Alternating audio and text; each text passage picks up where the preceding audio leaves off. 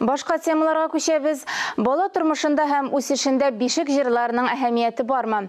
Яңа бишек җыры бәйгесенә багышланган түгәрәк өстәл утырышында катнашучылар әнә шул сорауга җавап эзләде.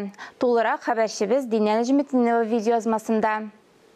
Әлеге бәйге онлайн форматта уздырыла. Катнашучылар бишек җырын үзләре иҗат итә. Быел 500 катнашучының иҗат җимешләре видео форматта электрон почтага килеп ирешкән. Бишек җыры конкурсын без бер уздырган идек инде.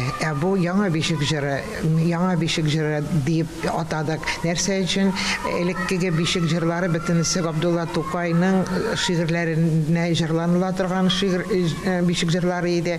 Менә бүгенге без хәзерге шагыйрьләрне сүзләренә языла торган бишек җырларына конкурс игълан иттек. Катнашучылар шактый, хәтта Австралия, Эстония илләреннән дә бар. Моңарчы берничә түгәрәк өстәл табиб-психолог катнашу белән уздырыла. Галимнәр раслаганча, бишек җыры баланың физик сәламәтлегенә, акыл үсешенә мөһим йогынты ясый. Динә Нәҗметдинова, Ленар Хәбибуллин, Татарстан яңалыклары.